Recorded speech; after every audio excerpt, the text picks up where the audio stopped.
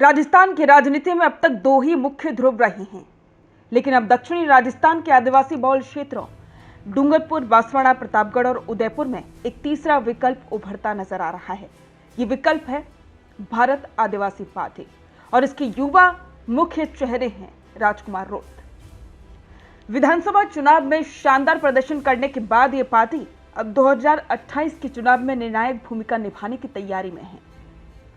डूंगरपुर, बांसवाड़ा, प्रतापगढ़ और उदयपुर जिलों में एसटी यानी कि अनुसूचित जनजाति की आबादी 55% से ज्यादा है।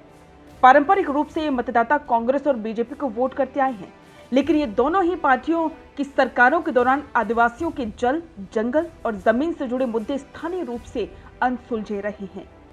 आदिवासियों की शिक्षा, स्वास्थ्य, रोजगार और सांस्कृतिक पहचान को लेकर असंतोष बढ़ा है।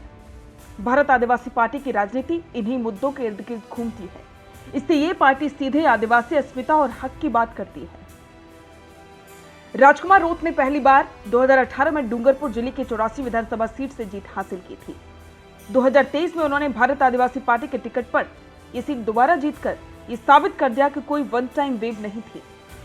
राजकुमार रोत की शैली आक्रामक, साफको और जमीनी है। वे जनसभाओं से लेकर सोशल मीडिया तक आदिवासी मुद्दों को मुखरता से उठाते हैं। 2024 के लोकसभा चुनाव में भी उन्होंने दक्षिणी राजस्थान के इलाकों में भाजपा और कांग्रेस दोनों को चुनौती दी और डूंगरपुर, बांसवाड़ा से लोकसभा की टिकट ली और वहां से शानदार जीत भी दर्ज की। बीजेपी और कांग्रेस के पास संसाधनों की भरमार है, प्रचार मशीनरी, पैसा, जातिगत समीकरण और राष्ट्रीय स्तर के चेहरे, लेकिन भारत आदिवासी पार्टी के पास मुद्दों की सच्चाई, स्थानीय जुड़ाव और जनभावना है। अब हम बात करते हैं उन मुद्दों की जो कि बीएपी उठा सकती है।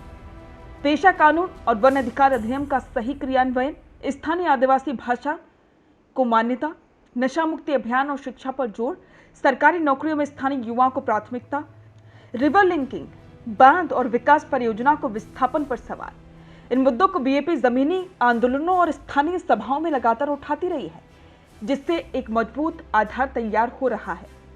बीजेपी इन क्षेत्रों में हिंदुत्व और विकास का एजेंडा चलाती है, लेकिन आदिवासी समाज में एजेंडा सीमित प्रभाव डाल पा रहा है।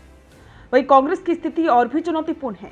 पार्टी अंदरूनी गुटबाजी, नेतृत्व संकट और आदिवासी नेताओं की अनदेखी से जूझ रही है। हाल के वर्षों में आदिवासी समाज में कांग्रेस की पकड़ काफी कमजोर हुई है।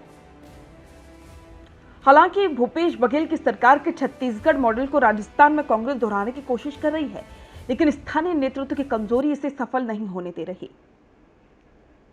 अगर जिला वाइज विश्लेषण किया जाए तो सबसे पहले बात करते हैं डूंगरपुर की। यह बीएपी का गढ़ बन चुका है। 84 और आसपास की सीटों पर मजबूत पकड़ है। यहां से 2 से 3 सीटें जीतने की पूरी संभावना है। बांसवाड़ा, यहां भी आदिवासी अस्मिता का मुद्दा तेजी से उठ रहा है। यदि बीएपी ने मजबूत उम्मीदवार उतारे और कांग्रेस और भाजपा के वोट कटे तो 1 से 2 सीटें जीत सकती है। प्रतापगढ़ में बीजेपी का असर रहा है, लेकिन बीएपी यहां तेजी से पैर पसार रही है। एक बड़ी रैली या आंदोलन इसे चुनाव से पहले निर्णायक बना सकता है।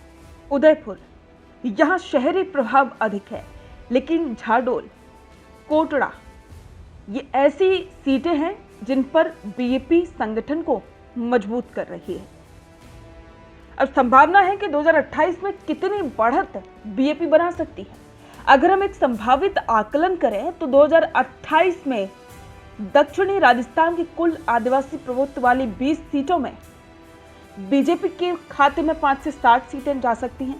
कांग्रेस के खाते में भी लगभग इतने ही सीटें जाने के आसार हैं और बीएपी 5 से 8 सीटें जीत सकती है और अन्य या फिर निर्दलीय यहां पर 1 से 2 सीटें जीत सकते हैं। अब ये अनुमान इस बात पर निर्भर करेगा कि क्या बीएपी बाकी सीटों पर मजबूत और स्वच्छ छवि वाले स्थानीय उम्मीदवार उतार पाती है। क्या भाजपा और कांग्रेस एक दूसरे के खिलाफ लड़ते हुए बीएपी को स्पेस देती रहेगी। क्या बीएपी राज्य या राष्ट्रीय स्तर पर किसी गठबंधन में शामिल होगी या अकेले चुनाव लड़ती है। भारत आदिवासी पार्टी और राजकुमार रोत दक्षिणी राजस्थान में राजनीतिक वैक्यूम को भरने की दिशा में तेजी से आगे बढ़ रही है। 2028 में बीएपी, कांग्रेस और भाजपा दोनों के लिए गंभीर चुनौती होगी। ये पार्टी चाहे सत्ता में आए या ना आए, लेकिन इतना तय है कि वो चुनावी समीकरणों को प्रभावित जरूर करेगी, खास करके आदिवासी बहुल इलाकों में।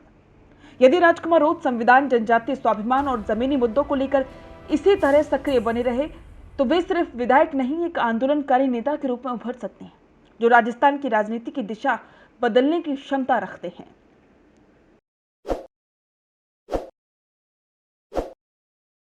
ताज़ा खबरों के लिए विजिट करें द फैक्ट इंडिया की वेबसाइट और डाउनलोड करें द फैक्ट इंडिया ऐप।